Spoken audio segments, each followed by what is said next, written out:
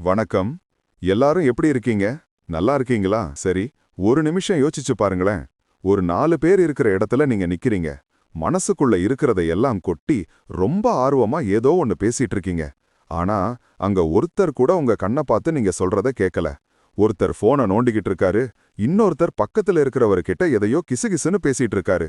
நீங்க பேசுறது வெறும் காத்துல போற மாதிரி ஒரு ஃபீலிங் வந்திருக்கா? இல்லனா வீட்ல ஒரு முக்கியமான முடிவு எடுக்கறாங்க, உங்க கருத்தையும் சொல்றீங்க.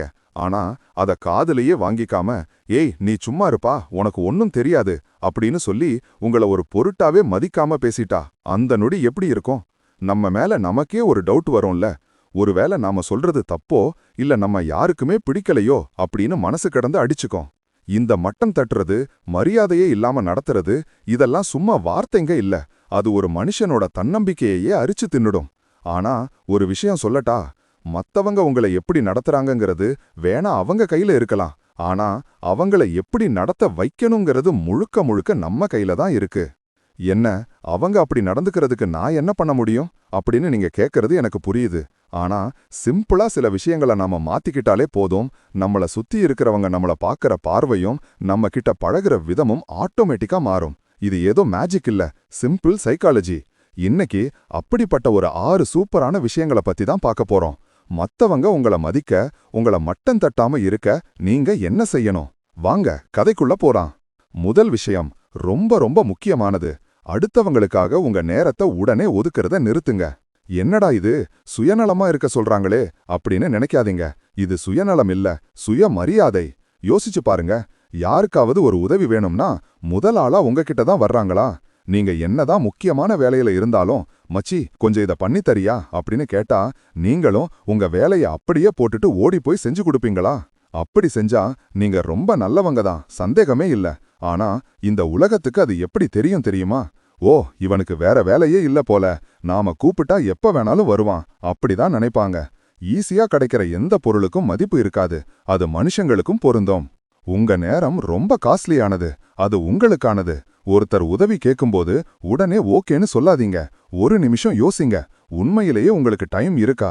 அந்த உதவி செய்யறதுனால உங்க முக்கியமான வேலை கெட்டு போகுமா அப்படின்னு யோசிங்க. நேரம் இல்லனா தயக்கமே இல்லாம, சாரி மச்சி, எனக்கு இப்ப கொஞ்சம் வேலை இருக்கு, அப்புறமா காக்கலாமா அப்படின்னு சொல்ல பழகுங்க. முதல்ல அப்படி சொல்றதுக்கு நாக்கு கூசும், நம்மள தப்பா நினைச்சிடுவாங்களோன்னு ஒரு பயம் வரும். ஆனா நீங்க அப்படி சொல்ல சொல்ல மத்தவங்களுக்கு ஒன்னு புரிய ஆரம்பிக்கும். ஓ, இவன் பிஸியான ஆளு, இவன் கிட்ட போகும்போது யோசிச்சுதான் போகணும், இவனோட நேரத்துக்கு மதிப்பு இருக்கு அப்படின்னு அவங்களே உணர ஆரம்பிப்பாங்க. கூப்பிடுற எல்லா ஃபங்க்ஷனுக்கும் எல்லா கெட்டுகதருக்கும் போகணும்னு அவசியம் இல்ல. எது முக்கியமோ அதுக்கு முன்னுரிமை கொடுங்க. நீங்க உங்க நேரத்தை மதிக்க ஆரம்பிச்சா மத்தவங்களும் உங்க நேரத்தை மதிக்க ஆரம்பிப்பாங்க. இதுதான் பாயிண்ட் நம்பர் 1. சரி, இப்போ 2வது விஷயத்துக்கு வருவோம். இது கொஞ்சம் சீரியஸான மேட்டர். மத்தவங்கள சந்தோஷப்படுத்துறதுக்காகவே வாழறத நிறுத்துங்க. நம்மில் பல பேர் செய்யற பெரிய தப்பே இதுதான். நம்மள சுத்தி இருக்கிற எல்லாரையும் ஹாப்பியா வச்சுக்கணும்னு நினைப்போம். அப்பா, அம்மா, ஃப்ரெண்ட்ஸ், சொந்தக்காரங்க, ஆபீஸ்ல பாஸ், இப்படி எல்லாரோட குட் புக்லையும் இருக்கணும்னு ட்ரை பண்ணுவோம். அவங்களுக்கு பிடிச்ச மாதிரி ட்ரெஸ் பண்ணுவோம், அவங்களுக்கு பிடிச்ச மாதிரி பேசுவோம்.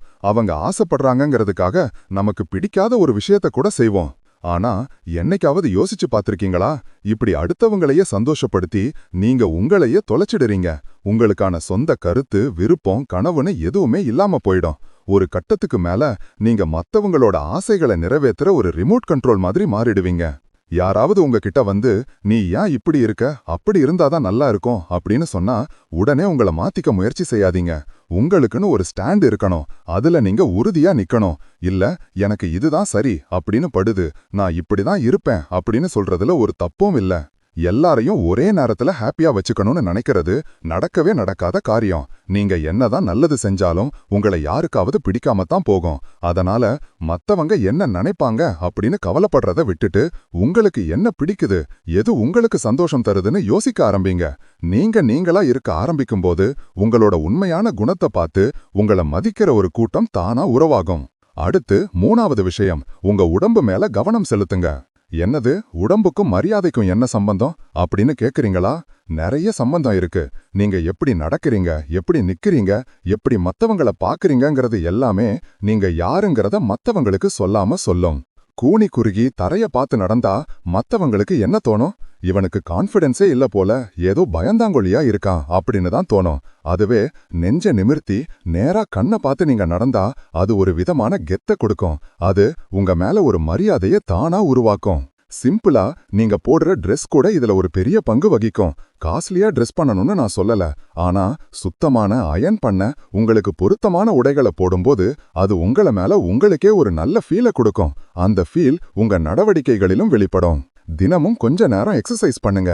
அது உங்களை பிசிக்கலா மட்டும் இல்ல, மென்டலாவும் ஃப்ரெஷ் ஆக்கும். நீங்க உங்களை எவ்வளவு தூரம் நல்லா பாத்துக்கிறீங்களோ அந்த அளவுக்கு மத்தவங்களும் உங்களை ஒரு மதிக்கத்தக்க ஆளா பாப்பாங்க. உங்க பாடி லாங்குவேஜ் 1000 வார்த்தைகளை விட அதிகமா பேசும். அதை எப்பவும் ஞாபகம் வச்சுக்கோங்க. இதுவரைக்கும் நாம 3 விஷயம் பார்த்திருக்கோம். உங்க நேரத்தை மதிக்கிறது, மத்தவங்களுக்காக வாழாம இருக்கிறது, உங்க உடம்ப நல்லா பாத்துக்கிறது. இதுல எந்த விஷயத்துல நீங்க ரொம்ப சிரமப்படுறீங்க, இல்ல ஆமா இது எனக்கு நடந்திருக்கு அப்படின்னு உங்களுக்கு தோணுன அனுபவங்கள் ஏதாவது இருந்தா மறக்காம கீழே கமெண்ட்ல சொல்லுங்க. உங்க கமெண்ட்ஸை படிக்க நான் ரொம்ப ஆவலா இருக்கேன். சரி, வாங்க 4வது விஷயத்துக்கு போலாம். தேவையில்லாம யாருக்கிட்டையும் விளக்கம் கொடுத்துட்டு இருக்காதீங்க. நாம ஒரு முடிவெடுத்துட்டா அதை சுத்தி இருக்கிற எல்லார்கிட்டையும் சொல்லி அவங்க ஏத்துக்கணும்னு எதிர்பார்ப்போம். யாராவது ஒருத்தர் ஏன் இப்படி செஞ்ச அப்படின்னு கேட்டா போதும், நாம ஒரு பெரிய விளக்க உரையே கொடுப்போம். நம்ம முடிவை நியாயப்படுத்த முயற்சிப்போம். உங்க வாழ்க்கை உங்க முடிவுகள். அதுக்கான காரணம் உங்களுக்கு தெரிஞ்சா போதும்.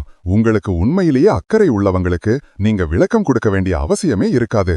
யாரு உங்களை மட்டம் தட்டணும்னு நினைக்கிறாங்களோ அவங்க தான் உங்களை கேள்வி கேட்டு கொடைஞ்சு உங்க கான்ஃபிடன்ஸை குறைக்க பாப்பாங்க. நீங்க ஒரு புது வேலைக்கு போறீங்களா? அது உங்க முடிவு. யாராவது கேள்வி கேட்டா எனக்கு பிடிச்சிருக்கு அதான் பண்றேன் அப்படின்னு சிம்பிளா சொல்லுங்க, போதும்.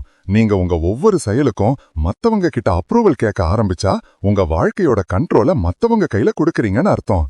தேவையில்லாத விளக்கங்கள் உங்க பலவீனத்தை தான் வெளிக்காட்டும். 5வது விஷயம், இது கொஞ்சம் கஷ்டமான விஷயம்தான், ஆனா ரொம்ப முக்கியம். உங்களை மதிக்காத உறவுகளை விட்டு விலகி இருங்க. நம்ம வாழ்க்கையில சில பேர் இருப்பாங்க, நாம என்ன செஞ்சாலும் குத்தம் கண்டுபிடிப்பாங்க. பொது இடத்துல நம்மள கேவலப்படுத்துவாங்க. அவங்க கூட இருக்கும்போது நாம ரொம்ப தகுதியற்றவங்களா உணருவோம். அப்படிப்பட்ட நச்சு உறவுகளை அடையாளம் கண்டு அவங்க கிட்ட இருந்து கொஞ்சம் கொஞ்சமா விலகி வர பழகுங்க.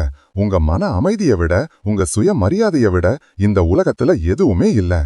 உங்களை மதிக்காத இடத்துல நீங்க ஒரு நிமிஷம் கூட நிக்க வேண்டிய அவசியம் இல்ல. இப்போ கடைசி விஷயத்துக்கு வந்திருக்கோம். 6வது விஷயம், கொடுத்த வாக்கை காப்பாத்துங்க. ஒருத்தரோட மரியாதை அவரோட வார்த்தைகள்ல தான் இருக்கு. நான் உனக்கு நாளைக்கு கால் பண்றேன் அப்படின்னு சொன்னா மறக்காம கால் பண்ணுங்க. முடியாத ஒரு விஷயத்துக்கு சாரி இது என்னால முடியாது அப்படின்னு நேரா சொல்லிடுங்க. அது உங்க நேர்மையை காட்டும். நீங்க சொல்றத செய்யும்போது மத்தவங்களுக்கு உங்க மேல ஒரு நம்பிக்கை வரும். அந்த நம்பிக்கை தான் மரியாதைக்கான அஸ்திவாரம். ஆக இந்த 6 விஷயங்களையும் ஞாபகம் வச்சுக்கோங்க. உங்க நேரத்தை மதியுங்க, மத்தவங்களுக்கான வாழாதீங்க, உங்க உடம்ப கவனிங்க, தேவையில்லாம விளக்கம் கொடுக்காதீங்க, நச்சு உறவுகளை விலகுங்க, கொடுத்த வாக்கை காப்பாத்துங்க. இதெல்லாம் ஒரே நாள்ல நடக்காது. இது ஒரு பயணம். ஆனா நீங்க உங்க மேல அன்பு வச்சு உங்க சுய மரியாதைக்கு முக்கியத்துவம் கொடுக்க ஆரம்பிக்கும் போது இந்த மாற்றங்கள் உங்களுக்குள்ள தானா நடக்க ஆரம்பிக்கும். முதல்ல நீங்க உங்களை மதிக்க ஆரம்பிங்க, அப்போ இந்த உலகமே உங்களை மதிக்க ஆரம்பிக்கும். இப்போ ஒரு கேள்வி, உங்க வாழ்க்கையில இந்த 6 விஷயங்கள்ல எதை நீங்க முதல்ல மாத்த போறீங்க? யோசிச்சு பாருங்க. மாற்றம் ஒரு சின்ன யோசனையில இருந்து தான் ஆரம்பிக்குது. இந்த வீடியோ உங்களுக்கு பிடிச்சிருந்தா ஒரு லைக் போடுங்க. உங்க நண்பர்களுக்கும் இது உபயோகமா இருக்கும்னு நினைச்சா அவங்களுக்கு ஷேர் பண்ணுங்க. முக்கியமா நம்ம சேனலுக்கு இன்னும் நீங்க சப்ஸ்கிரைப் பண்ணலன்னா மறக்காம அந்த சப்ஸ்கிரைப் பட்டனை தட்டிட்டு பக்கத்துல இருக்கிற பெல் ஐகானையும் பிரஸ் பண்ணிடுங்க. அப்போதான் நான் அடுத்தடுத்து போடுற வீடியோஸ் உங்களுக்கு உடனே வந்து சேரும். அடுத்த ஒரு அருமையான வீடியோல உங்களை சந்திக்கிறேன். அது வரைக்கும் உங்களை நீங்க நல்லா பாத்துக்கோங்க.